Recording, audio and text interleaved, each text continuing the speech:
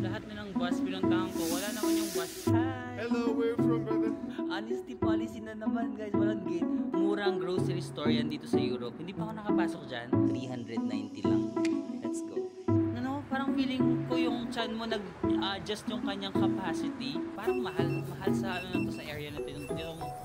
Hi guys, welcome back to my channel. So for today's video, we are leaving Croatia. We are going to a new country today. We are going to Budapest, Hungary. Yeah. So guys, I just checked out of my hotel dito sa Zagreb. And then maglalakad tayo papuntang Flixbus sa bus station ulit. We will take Flixbus. 4 hours pala yung biyahe.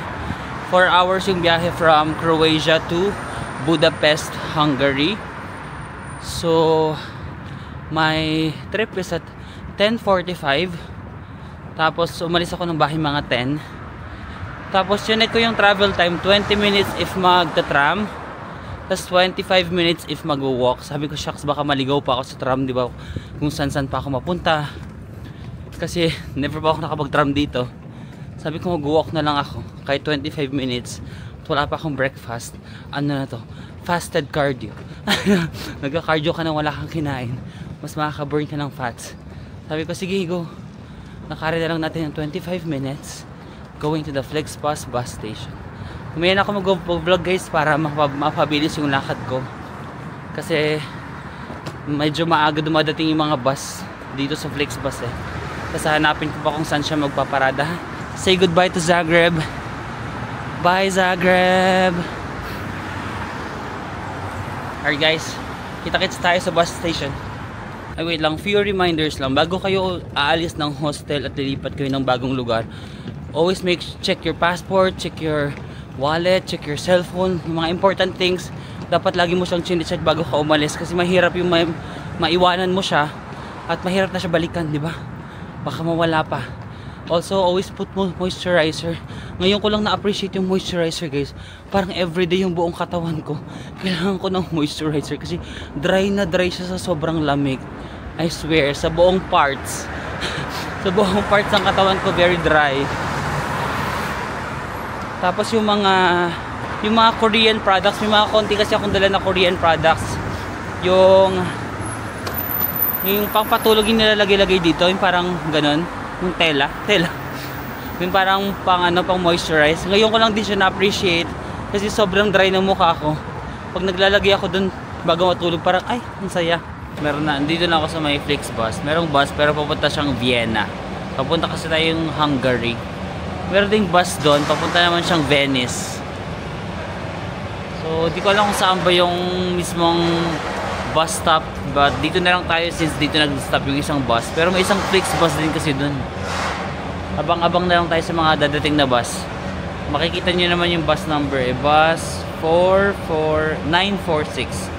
Flixbus 946. Nai-stress ako guys kasi lahat na ng bus pinuntahan ko, wala naman yung bus ko. Ayun, may bus din dito, may bus din doon. 4 na bus na yung dumating, tapos pinapakita ko yung ticket ko, hindi daw dito. Kaso 10:46 na, 10:45 yung bus ko. Pinakita ko na sa lahat, hindi daw yun. Tapos pag tinatanong ko kung saan, hindi din nila alam kung saan daw mag-i-stop. Laki kasi ng train, nila basta. Saan yung papuntang Hungary, B? Hi guys, so something happened, di ba? 10:45, dito ako nag-abang sa 202. Ang laki kasi ng train station na to. Iba-iba pala yung bus stop nila, depende sa oras. Kaninang 10:45, nandun pala siya sa pinakadulo, dun siya nakastop. So, naiwan ako ng bus. Naiwan ako ng bus. Ang ginawa ko, di ba may booking ako? Buti na lang na-manage booking ko pa. Kasi parang pa lang, mga 1 minute pa lang before. Tapos na-manage booking ko, na-change ko yung time. Kaya mong i-change yung time, nagawa ko siyang 2 PM. Pag nakalagpas na kasing bus, usually hindi mo na ma-manage booking. Buti alis pa lang ng bus. Nakita ko kasi paalis na yung bus. So minanage booking ko na, change ko, naging 2 PM na tayo guys. I'm so sorry. Meron iba-iba pala. Dito ako nakatambay sa 202 kanina. Pag itong 2 PM, dito sila sa 202 nakatambay. Pero kaninang umaga, Ang layo kasi ng bus stop, nandun siya sa kabila, nandun. So hindi ko siya naabutan. Iba-iba pala yung bus stop, depende sa time nyo. So always check your ticket. Naka-indicate pala doon, parang for example, iba yung 10:45 ganitong bus stop, yung 2 PM ganitong bus stop. Yung susunod na bus stop hindi rin dito, doon sa gitna. So wala pala siyang specific na bus stop. Ang ginawa ko, nagkape na lang ako kasi may coffee shop dito and then may wifi. So it was perfect. Nag-review ako kasi may isang vlog na pinapa-review yung editor ko. So na-review ko yung vlog and then nakapag-transfer ako ng mga files. So ayun na lang, work day na lang. Naging productive na lang ako. So na-delay tayo ng 3 hours. Dapat 10:45 or mga 11, 12, 1, 2. So ayun, 2 PM na tayo makakaalis. Dadating tayo sa Budapest gabi na. 3, 4, 5, 6. 6 PM na. So probably i-adjust natin yung itinerary natin for day 1. Baka lakad-lakad na lang muna tayo sa first day sa Budapest.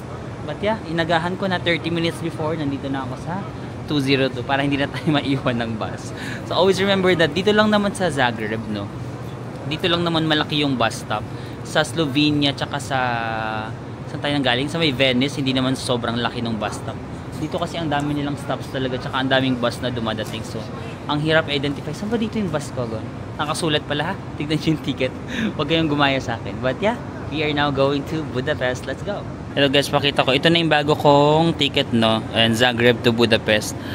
Kapag 14, kapag alas 2, platform 202. Pag alas 4, platform 305. Pag 6:30, platform 206. So nakakalito no kasi hindi mo alam kung saan ka Kanina nalito ako, sabi ko, saan ba yung bus dito? Kasi ang daming dumadating. Tapos hindi siya papuntang Budapest.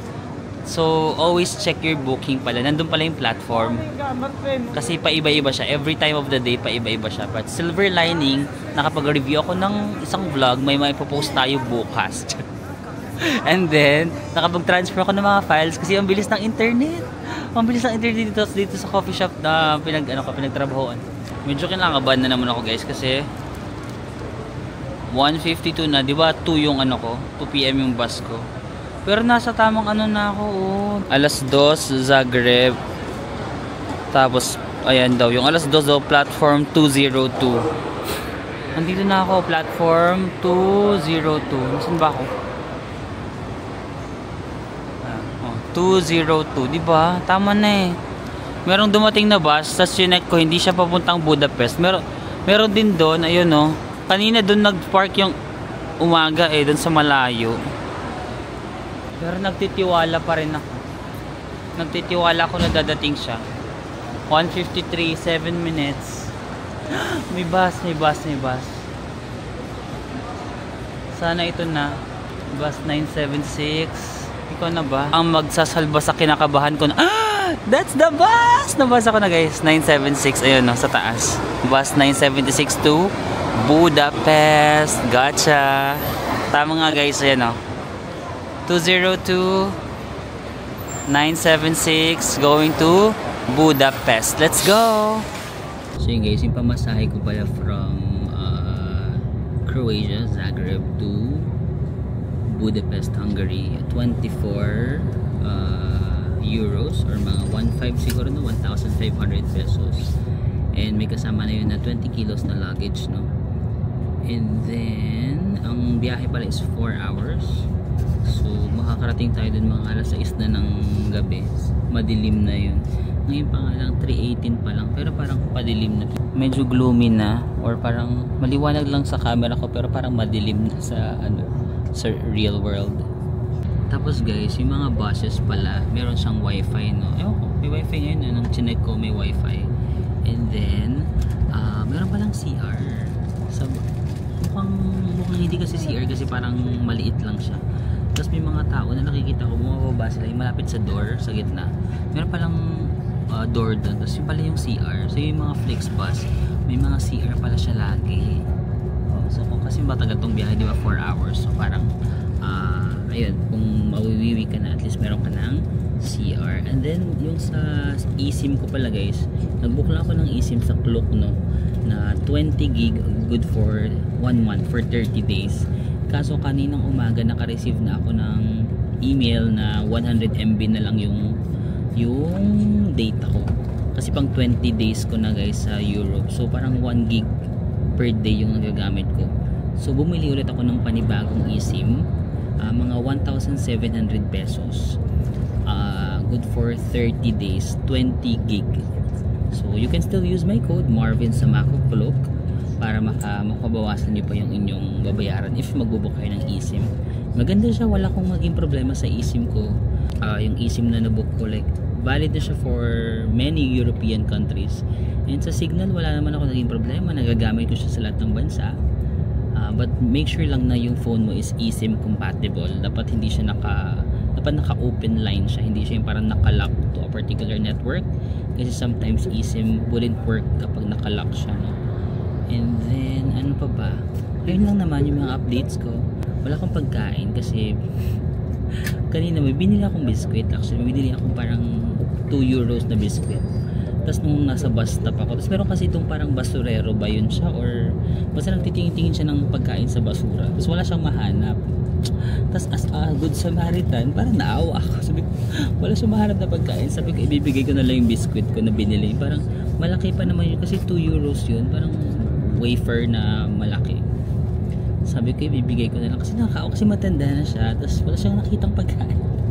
Sabi ko, do you want food? Ganun. Binigay ko na lang sa kanya yung wafer. Ngayon tuloy nagugutom ako pagkain. Pero 3 hours pa, okay lang yan para pagdating natin sa Hungary tayo.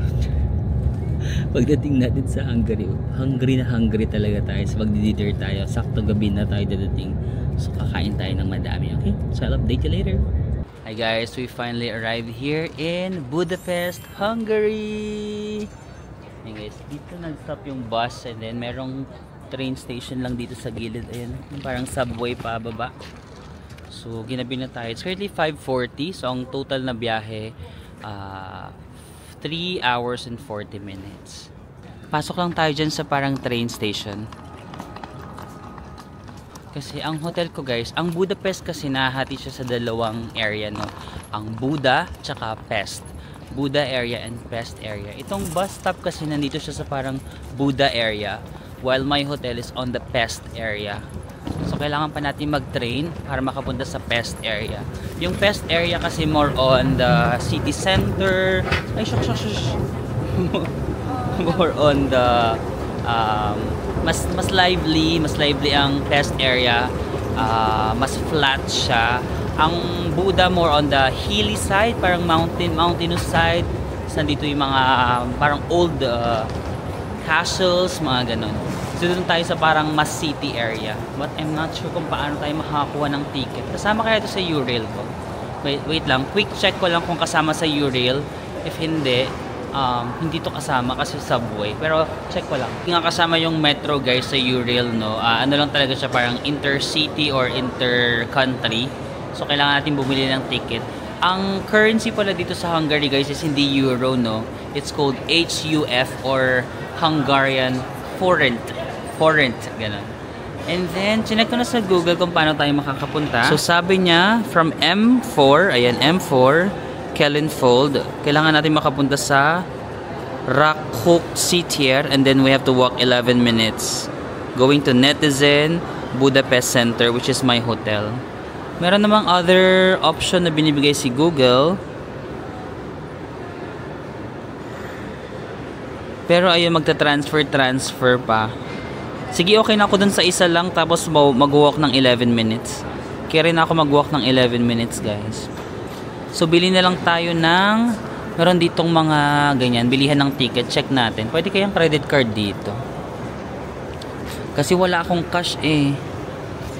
Sige, check natin guys ha, kung paano bumili. Ito, English ba to? Airport shuttle bus, single ticket, monthly bond. Meron silang monthly, may 72 hours ng travel card sa Budapest, black.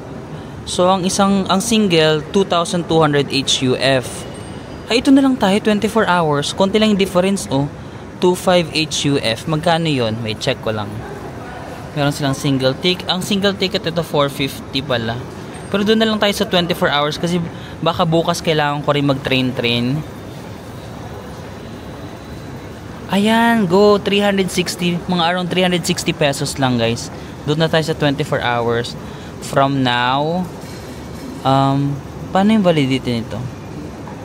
Date 119. Hala, baka for 1 day lang siya, tas bukas mag-expire. Ganun ba yun? Or 24 hours na hanggang ano? Hindi ko sure. Pero sige, konti lang naman yan. Please select date. Ano daw? Ano ba ngayon? Ano yung 17? Ah, yun yung time ngayon. Yun yung time, no? January 19, 5:49. Okay, confirm. Okay. Okay, pay. Payment without, sige, kahit without na lang. Paano ko mag-pay? Pwede bang card dito? Yan guys, nakabili tayo. Gumana yung GCash card ko lang, nag-card lang ako, no? Tapos ito yung ticket niya guys. Di ba ngayon is January 19? Parang 24-hour ticket siya for 2,000 25 FUT. Tapos mag-expire siya ng January 20 ng 5:48. Ang galing, parang 24 hours talaga siya. Akala ko parang today lang, tas mamayang 12 midnight matatapos na. Hindi, magagamit pa siya hanggang bukas. Mura lang, 360 pesos lang guys. Parang 24 hours tayo magti-train. Tas ito yung sinasabi ng Google, no? M4. Hala, ang bango naman nun. Ano yun? Ang bango ng tinapay. Gutom na ako. Pero mamaya na tayo kumain, go. Tara, baba tayo sa M4. Kapag-train tayo sa Budapest. Okay, sorry hindi ko na blinagnak. Pumasok na ako agad kasi nakita ko na baka kasi umandar na yung train. Kakarating lang ng train. But basically ayan siya, oh. But doon tayo nang galing sa Kellenfold. Tapos kailangan daw natin bumaba sa... Saan yan? Ayan, charan. Rakotsiter. Guys, nakarating na tayo sa Rakotsiter. Medyo madali yung train station nila guys. Bili ka lang ng ticket. Wala nga akong eh. Hindi ko siya in-scan. Pumasok lang ako. Bakit walang scan? Baka sa exit. Check natin sa exit kung parang kailangan kong i-scan to. Kasi yung pag-enter ko, wala naman akong pinakitang ticket or wala naman akong in-scan. But yet, check natin. Mag-elevator lang ako. Perfect. Para yung luggage natin, hindi na tayo mahirapan. Labas na, no? So from the basement, diretsong labas na guys. Welcome to Budapest! Yan, dyan tayo nag-exit sa train station na yan. Paano? Ba't walang checking? Walang checking ng pag-enter. Wala ring checking ng pag-exit. Another honesty basis na ba ito? Basta bumili lang ako ng 24-hour ticket guys. Walang checking, walang scan. Pag-exit din, wala ring... Hello, wait na. Kailangan ko bang i-validate ito? Ah, please validate yung ticket. Oh my gosh, I'm so sorry. I forgot to validate kanina. How? How can I validate? Ah, kapag yung parang 1 by 1 ticket kay maliit na papel, i-validate mo siya dito guys. But mine is 24 hours. So, how can I validate it? Siguro ipapakita ko lang to, no? Ipapakita ko lang to if ever, for example, may mag-random inspection. Kailangan ko lang siyang ipakita. Brother, you have to go straight, that's all. It's your monthly ticket. Do you speak English? Yeah. It is ticket for 1 day? For 1 day ticket. Yes, you can go. Today is... No need to check anything? No. If somebody asks you, they just come and check it. Oh, like, you just can go by your elevator. Do you wanna join my vlog? Okay. Hi. Hello, where you from, brother? I'm from the Philippines. You're from Philippines? Yeah. Philippines, hello from Kazakhstan. We love Philippines. Oh, thank you so much. Okay, good luck, brother. Have a good night, you too. You too. Ayan guys, so sabi niya meron kasing monthly, meron din itong daily. I don't need to scan or do anything kasi nakikita nila ginaganon ko doon. Sabi niya, you just go straight. If someone asks for a ticket, you just show this. So nice, so convenient guys. So tatago ko lang ito sa aking wallet, baka mawala ko. Basta ito yung gagamitin natin pag magti-train tayo. Ang galing, wala silang gate. Honesty policy na naman guys, walang gate. Papasok ka lang, lalabas, exit ka lang, walang gate. So ito na, tago ko lang ha. Exit natin dyan sa train station, lakarin lang natin. Naging 9 minutes na lang, 9-minute walk to our hotel. Let's go. Diretso tayo. So diretso lang yan and then konting kaliwa. Ay, malapit lang. Perfect, love it. Ang galing na, ang babait naman ng mga tao. Nung nakita lang nila na parang sinisiksik ko siya, nagkusa na siyang mag-offer ng, brother, you don't need to do anything. It's your monthly, no? Ang galing. Ala, Asian food! Oh my gosh, I miss Asia. Charit. Ang feeling, no? 20 days ka pa lang sa Europe, tapos parang, oh my gosh, I miss Asia. Ang feeling. Pero Asian food, nakakatuwa dyan lang sa may train station. Lalakarin lang natin. Yung guys, nakarating na ako dito sa hostel, kaso nagpapahinga na yung mga tao sa room namin. Di ba hostel lang siya? So, marami na nagpapahinga. So, hindi na ako makapag-vlog. Maybe bukas na lang ako mag-room tour ha, or itutour ko kayo sa hostel. But basically, yeah, this is our hostel. And this is the cheapest hostel in my entire Europe trip. Mga 430 pesos per night. Maganda yung hostel, guys. Yan, malawak siya. Nasa 5th floor nga ako. May elevator. And ito nga pinakamura talaga, Budapest, guys. 430 pesos. You can book on Klook using my code Marvin sa Macau Klook. Ang pangalan nito is Netizen Budapest Center. Since it's 6:30 na, pwedeng kumain muna ako. Gutom na talaga ako. Ito yung hostel namin ng Netizen. Tapos, merong super lapit lang na grocery store. Ang pangalan niya is Lidl ba or Lidl? L-I-D-L. May mga nagko-comment sa inyo guys na murang grocery store yan dito sa Europe. Hindi pa ako nakapasok dyan. Ayun lang siya. Oh. From our hotel, kitang-kita na yan. Ito. Lidl. Tara, pasok tayo. Pero bibili ako ng masarap na food guys kasi nagugutom ako. Ay, may ATM lang sa harap ng ano namin. No? ATM if kailangan mo ng cash. Sa harap lang ng aming hostel. Lidl. Guys, pasok tayo. Ayan, pasok tayo. Mura daw yung grocery dito eh. Check nga natin. Nahihirapan ako mag-convert guys kasi hindi siya euro, no? Ayan, no? Hungarian forint. Yung, pero super mura lang guys. Ito parang 20 pesos. 129 forint. 20 pesos lang ito guys. Parang na tayo nasa Pilipinas. Ito, 197 forint. Mga 20 plus. 20 plus lang to, oh. Nakakatuwa. Wala guys, parang nasa Pilipinas lang talaga ako. 100. Ito mga 15 pesos lang yan.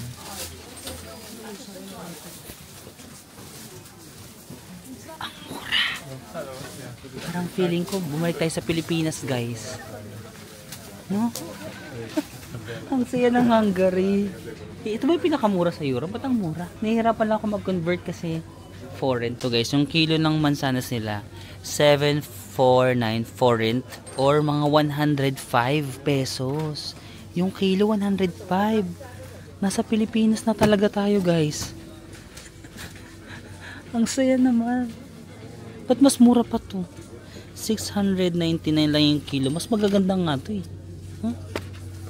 Ang mura. 100 lang yung kilo ng mansanas. I love it. Gusto ko, may ref dun sa hostel namin nakita ko.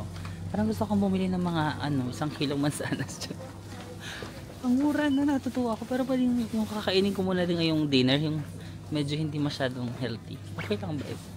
Nagugutom kasi ako. For example, nag-crave kayo ng pizza. Ayun lang yung pizza 999 forint or mga 145 pesos lang. Oh. Isang pizza na initin nyo na lang. Ito mas mahal, 1499. So mga 218 pesos. 218 yung pizza. Kung mabubusog ka na dyan kahit 1 meal mo na yan. Guys, ito yung malala kung mag-crave ka ng ice cream. 349 lang or 50 pesos. Ang laki. Ay hindi, ano yun? 120 ml pala. Ang 120 ml 349. Ang 1 liter 2908. Ang 1 liter 420. Ilang ano ba to? Ay parang bibilhin mo talaga ha. Nagaano ka pa talaga kung magkano yan. Basta ganun, mura lang siya. Huwag na natin alamin, baka mapabili ako. Ang tukso nilalayuan, hindi iniiwasan. Kasi if patuloy mo siyang iiwasan, ay anong sinabi ko?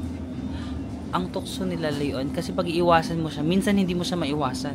So better, lumayo ka na lang. Pero may mga tukso din kasi talaga na parang worth it matikman. Ang sarap.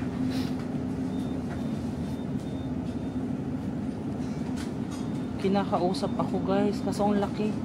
Kung meron sanang mas maliit lang, papatusin ko na. No, ang laki. Wow, kala mo hindi mahilig sa malaki talaga. Diyaring, malaking ice cream. Guys, marami din silang salad kasi magko-close na daw yung grocery. So, kailangan ko nang mamili. Tuna. Parang sarap ng pasta. Pwede yung pasta ako. May egg. Mayroong egg, may ham. Magkano to? Ito ba yan? 489? Or ito? Ay, ito yata, less 38%. Oh, ang mura naman. Magkano yung 50 pesos?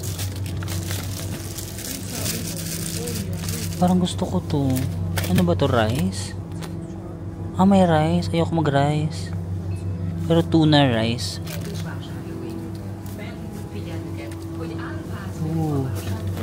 Kailangan na natin mag-decide. Oh my gosh, may ganito pa sila. Oh, salad box. Parang salad na, ano ba yan? Meat salad. Meat salad. Yan, 999 francs. Siguro mga 150 pesos yan. Ayan guys, merong mga ano sila, mga rice box. 799 lang, mga 100 plus pesos lang to guys. Rice box, meron silang mga ulam na. Halay, diba sikat dito yung beef goulash? Ito, beef goulash. Tara mag-beef tayo. Sikat to dito, sikat. Sige, bili ako ng beef goulash. Sige, go. Pwede bang mag-cheat day ako? Ano ba to? Guys, pwede mag-cheat day. Magra-rice ako. Okay lang ba? Just for today. So yun guys, i-share ko sa inyo yung mga nabili natin sa grocery. Dapat talaga gusto ko mag-restaurant kasi wala akong makitang malapit. So, yung kasi yung grocery, so mag-grocery na lang muna tayo for today. So, bili ako ng beef goulash kasi very famous ang beef goulash dito sa Hungary guys. Ito yung parang kanilang main dish na pinagyayabang. So, it's a beef stew with vegetable. I also bought this parang rice. Ewan ko. Fried rice. Hindi siya fried rice. Rice na flavored. And then, sorry nagpasaway na naman ako guys. Bumili ako ng croissant. Parang hindi ito masyadong healthy masyado. And then, bumili pa ako ng isa pang tinapay. 20 pesos lang kasi ito, di ba? And then, bumili ako ng malaking water para good for the day. Ang total niya is 2,685 forint. Ayan siya. Kita nyo ba? So, I used my GCash card. Nag-text na siya. 393 pesos. Wow! Our dinner, may rice na tayo. May bread pa tayo. For dessert, may malaking tubig. May beef goulash. 390 lang. Let's go. Iinit ko lang dito sa microwave, ha? And guys, good thing yung aming hostel, meron ka na mga free na plato, may free na namang coke, may baso, ganun. Hugasan nyo na lang if ever, although parang malinis na naman sila, but for extra layer of safety, pwede nyo hugasan. Tapos meron kaming common kitchen, look, kitsy-kitsy, may bar nga doon, oh.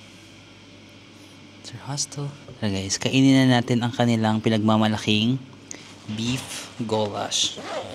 Pwede bang maghubad lang ako ng jacket? Mainit.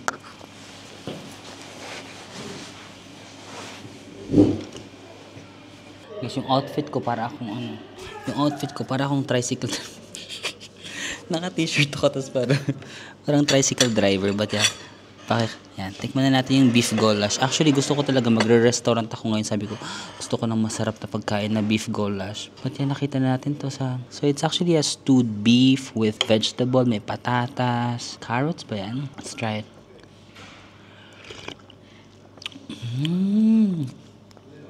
Parang medyo curry siya, no?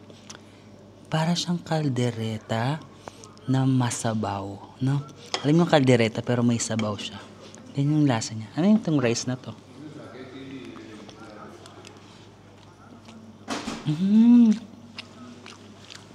Parang ito, beef goulash na rice.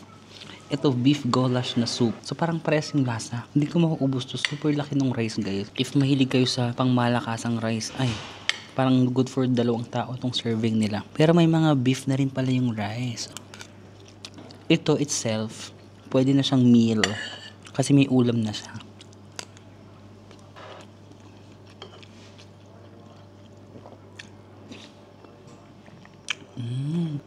Kalderetang may sabaw. Hindi very foreign yung lasa kasi may ganito naman tang lasa, no? Caldereta.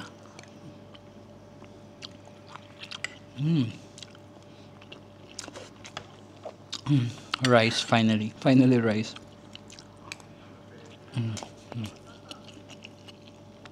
Grabe, may tinapay pa ako. Parang imimerienda ko na lang mamayang gabi kasi parang mabigat itong pagkain. Tapos may malaki tayong water, sparkling water pala ito. Imagine, ang dami natin pagkain for only 390 pesos, no? Grabe, Budapest. Ang mura siguro talaga ng Budapest, no? Kasi from the hotel pa lang siya yung pinakamurang hostel ko sa buong Europe, eh. Ubusin ko na yung food ko, guys, and then mamaya maglalakad-lakad tayo. Mag-explore tayo around Budapest. Okay guys, so katapos ko lang kumain at may energy na ulit ako. So let's go proceed with our itinerary. Of course, actually meron akong 6 na itinerary supposed to be for today. But since ginabi na nga tayo, hindi ko na ito mapupuntahan muna lahat. So kahit yung first 3 na muna yung puntahan natin. First is the Chain Bridge. So yung Chain Bridge, siya yung oldest bridge dito sa Budapest. At siya yung nagdudugtong sa Pest side and sa Buda side. Diba kanina sinabi ko na mayroong dalawang city, ang Buda at Pest. Pero nagkaroon ng unification, so naging isa na lang sila, Budapest. Next, pupuntahan natin is yung Hungarian Parliament building. And then the last one will be the shoes on the Danube bank. So itong tatlo muna yung pupuntahan natin, no, out of 6. Tapos yung mga iba bukas na lang. So sinerch ko yung Chain Bridge, medyo malayo siya, 36 minutes walk. Pag magti-train naman, 23 minutes train. Ayun, 32 na lang pala kasi naglakad na ako ng konti from my hotel. So 32-minute walk na lang siya. But since kumain ako ng madami today, although hindi ko pa kinain yung tinapay guys kasi nung sa rice pa lang nabusog na ako. So i-walk na natin itong 32 minutes guys. So we're going to walk 32 minutes going to the Chain Bridge. Let's go Budapest! Actually guys, feeling ko yung intermittent fasting, I'm not sure kung nakaka-help siya nun na parang mas-suppress yung hunger mo. Kasi before, kaya kong maubos yun yung binili ko na beef goulash, tas yung rice na yon. Kaya bumili pa ako ng 2 tinapay kasi maliliit lang naman yun. Sabi ko kaya ko itong ubusin lahat. Pero ngayon, kalahati pa lang ako ng rice. Parang sumasakit na yung tiyan ko. Parang sabi ko, parang busog na ako. No, parang feeling ko yung tiyan mo nag-adjust yung kanyang capacity. Siyempre, i-gaslight mo yung sarili mo. Paniwalain mo na to may effect yung mga ginagawa mo, ganun. Parang, effective intermittent fasting. Mindset, no? Mindset. May nakita akong Japanese restaurant, guys. Check lang natin yung presyo kung magkano. So, ang shoyu ramen, 10 euros. Oh, ayun, no? So, mga 600 pesos, guys.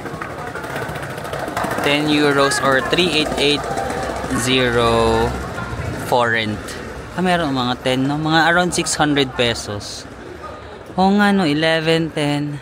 Not bad. Ganun yung presyo ng ramen dito sa Budapest. 600. Guys, ramen is calling.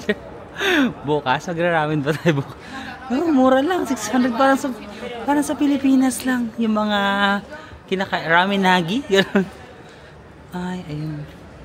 Dapat pala nag-restaurant muna ako today. Marami pa palang bukas. Doon kasi sa may area namin, nasa highway kami, yung hostel. Parang wala masyadong bukas doon, yung grocery lang. Pero pag maglalakad ka pala lang dito sa may marami pa palang bukas na restaurant. Tapos yung Lidl, yung grocery, nagsara na sila ng 7. Ang aga naman nila magsara. 7:30, mga ganun. 7:30 nagsara na sila. Hey guys, caravan, street food caravan, Budapest. Tara mag-check na tayo ng mga street food nila. May mga ganito din sila.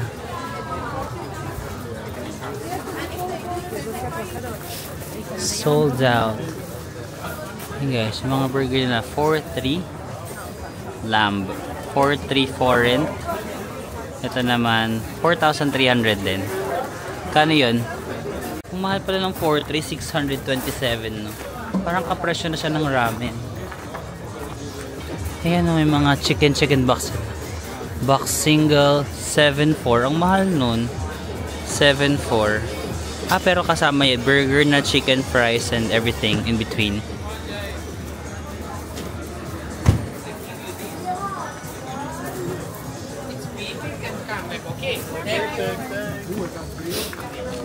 Nachos, ayun, nachos plate 3,800 lang. Meron din silang mga taco. Oh my gosh, itong taco naalala ko sila Kim sa Daegu. Napanood nyo ba yung 29 foreign yung taco? Napanood nyo ba yung taco namin nila Kim? Yung Korean sa Daegu? Yun yung pinakamasarap na taco ever. Yung pork. Biglang naalala ko yung lasa nun.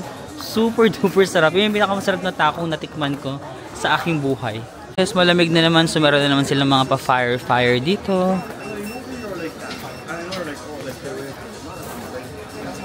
Sige, sa kabila tayo.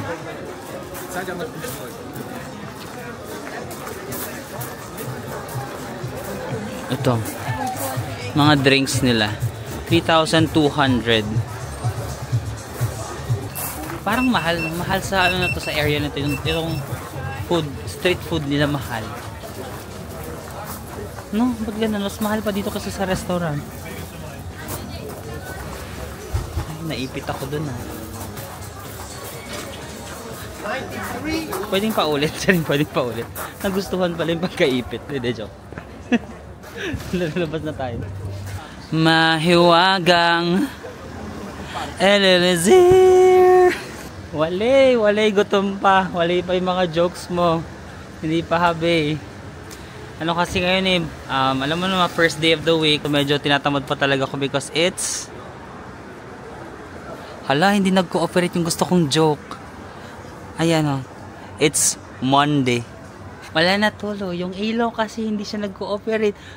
Parang pangit na tuloy yung delivery. Dapat dire-diretso na yun. Parang sorry, tinatamad pa kasi ngayon kasi it's just Monday. Ay naku. Mahiwagang Elelezir. Sorry. So guys, basically that is Budapest. Pero feeling ko kasi yung mga ganitong klaseng architecture, mas na-appreciate ko siya sa umaga. Yung parang kitang-kita mo yung kung anong kulay, gano'n, no? Paggabi kasi parang pare-pares lang sila ng kulay, parang maitim lang, no? So let's try tomorrow morning. Mas makikita natin yung ganda ng Budapest. Kasi nakikita-kita ko to sa mga videos. Sabi ko, ang ganda pala ng Budapest. Tapos ang mura pa, no? Except sa street food na dadaanan natin. Parang mahal doon, no? Pero sa grocery, di ba?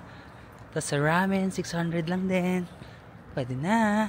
Mabubusog na tayo. Parang nasa Japan ka lang, di ba? Ganon din naman yung ramen sa Japan. Magkano maraming doon? Yes, lakad-lakad lang tayo. Habang naglalakad tayo, ano lang tayo, chika-chika. Yung, di ba dati may dalawa kasi siyang side, Buda tsaka Pest. Tapos unite nga sila, naging Budapest. Ang Buda na side guys, more on, sige, daan ka muna. I can proceed, thank you. Susunod is, sa Buda na side, andun yung mga Buda Castle. More on the hilly, mountainous side, so andun yung Buda na side. Sa Pest side naman, dito yung patag lang yan. Patag lang tayo dito. Nandito yung mga nightlives, mga kung anik-anin lang sa life, ganon. So dito yung parang most city center area. And then Budapest is also, ito yung may pinakamaraming spring bath, mga hot spring baths. So tinatawag din siyang spring bath capital of the world. Sino yung mga mahilig sa spring bath? Taas yung kamay. Yeah, it's me. Hi, I'm the prom. Mag-try kayo tayo ng spring bath. Kaso wala siya sa itinerary ko. Tapos parang mag-spring bath ako dito, no? Kasi marami daw spring bath dito eh. Kasi syempre naked ka. Parang try ba natin? Kaya ba ng oras ko? I'll try tomorrow if kaya ng oras ko, no? But yeah, basically that's it. Guys, so may nakita akong mahiwagang Ferris flat. Taasan mo. Ferris. Go pa. Perfect. Fast learner. Love it. Guys, ayan na yung chain bridge, no? Zhechanye Chain Bridge. Tara, lakad tayo. Lakarin natin yung bridge. Pwede kayo maglakad dyan? Let's go. May tram din sila dito, no? Parang lahat ng European cities meron silang tram. Ayan, no? Yun guys, naglalakad na tayo sa chain bridge, no? So that side, that's the Buda side. So kung makikita nyo, medyo mountainous area siya, no? I think yun yung Buda Castle. Ayun, may castle doon. And then on this side, this is the Pest. The Pest side is like the city center, which is kung saan located yung aking hotel. Nandiyan yung hotel ko somewhere there. Yeah. to be honest, hindi ko pa masyadong nakikita yung beauty ng Budapest, no? Kasi when I was watching videos, mga morning kasi sila, so sabi ko, oh my gosh, ang ganda ng Budapest. So yung mga details nitong building na yan, yung details nito, hindi pa siya masyadong nag-show sa akin, no? So let's see tomorrow. I'm excited for tomorrow para mas makita natin siya kung ano yung itsura niya during the morning. Kasi ngayong night, hindi ko pa masyadong na-appreciate yung mga architecture kasi masyadong mataas yung expectation ko for Budapest, no? To be honest. So, sabi ko, okay, let's give another try tomorrow. Kasi gabi nga kasi ngayon. Dito kasi sa Europe, personally, mas nagagandahan ako sa Europe pag umaga. Kaysa pag gabi, parang feeling ko tumatamlay siya, no? Tumatamlay siya sa gabi. Pero sa umaga parang, oh, ang ganda ng mga architecture. So, let's have another look tomorrow. Tapos guys, yung tawag sa napakalaking river na to, no, na naghahati sa Pest and sa Buda, this is the Danube River, no. Ayan. Ang lawak niya pala. I was expecting like parang river lang siya na maliit lang, kagaya ng mga nakikita natin. Super lawak pala ng river niya, oh.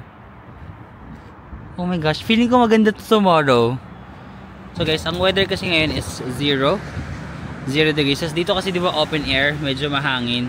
Tapos feeling ko yung tenga ko, nag-ano na siya, nag-freeze. Tapos nasagi ko yung tenga ko. Tapos nung nasagi ko, alam mo yung feeling na parang feeling ko naputo. Feeling ko naputo. Kasi parang sobrang lamig niya. Tapos sabi ko, shock, nahulog ba yung tenga ko? Kasi yung sobrang lamig na siya, parang nagiging yellow na yan. Tapos nung nasagi ko, di ba gumunan siya. Yung feeling ko talaga nabali yung tenga ko. Magganito nga tayo. Kasi ang sakit to, sorry. Parang habi ng tenga ko. Kasi yung weather dito sa Europe laging mga 0, 1, 2, negative 1, negative 2. Pinakamalala yung sa Zermatt na negative 13, negative 14. Yun yung pinakamalala so far na experience ko. Wala, yung namamanhid na talaga yung tenga ko. Hindi naman siya napuputol siguro, no. Tapos ito pa guys, yung lip balm, kaka-apply ko lang, tapos parang nagdo-dry na naman yung, parang every 15 minutes magda-dry na naman siya. Dati nag-a-apply ako ng lip balm once a day, twice a day lang, kasi akala ko enough na yung ganon, yung parang once lang, twice. Pag ganito pala kalamig guys, parang every 30 minutes kailangan nagda-dry siya lagi. Ayun, dry na naman nga eh. Parang ganda rin ng building na to, no. Katapat lang siya ng chain bridge. Bukas baka mas maganda rin siya sa umaga. So we will proceed na guys sa ating mga other itinerary, the Parliament building, tsaka yung mga shoes sa Danube River. Dito sa chain bridge, ayan, maglalakad lang tayo ng 7 minutes going to the shoes on the Danube Bank pala, Danube Bank. Tapos malapit na rin doon yung Parliament building, dun sa may shoes, no. So siguro paglalakarin ko siguro mga 5 na lang to, or 3 to 5 minutes dadating na rin tayo sa Parliament. So mauna pala yung shoes. Let's go. Pero isang na-realize ko dito sa Budapest, it's also very peaceful, no? Especially on this side, yung napakahabang river. Dun sa may city center, medyo medyo magulo, syempre maraming tao. But if you come here, people are also just walking. Marami akong mga Koreans na nakakasalubong, no? Naririnig ko yung mga kamsamnida yung sayo nilang words. So, ayan. Okay guys, so we've arrived dito na sa shoes at the Danube Bank. Kung makikita nyo, may mga sapatos, no? May mga ginawa silang sapatos at the edge of the river. Ayan, no? Madami yan.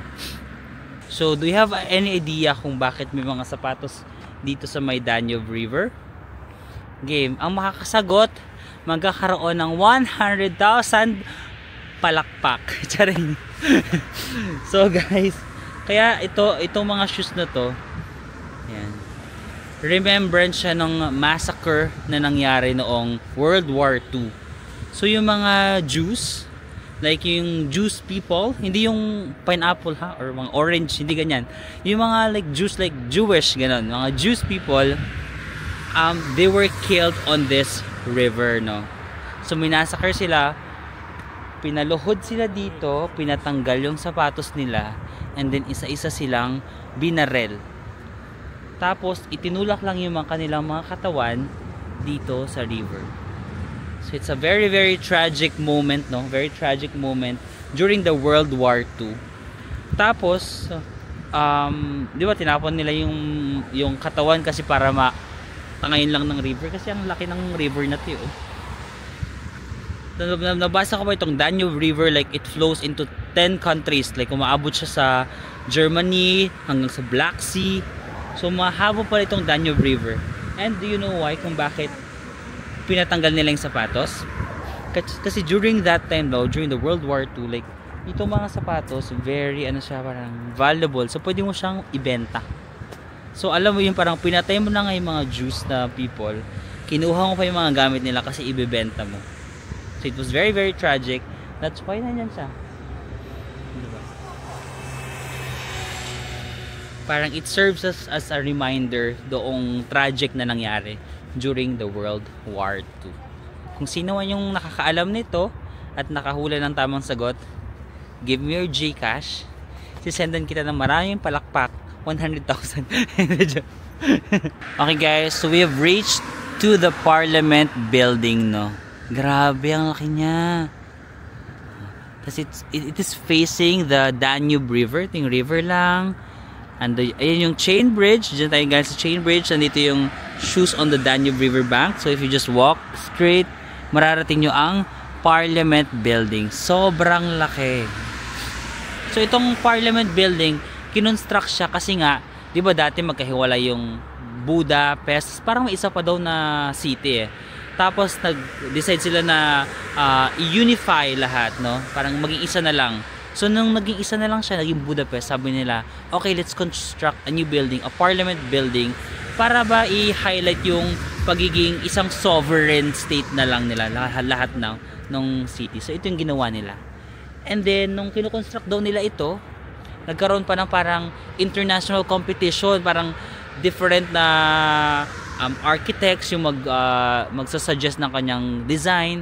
Tapos yung napili nga ng architect, ayun, siya ang nag-design nito. But the sad thing is, before daw matapos itong building na to, the architect who designed para sa building na to is nabulag. So hindi niya nakita ng tapos na.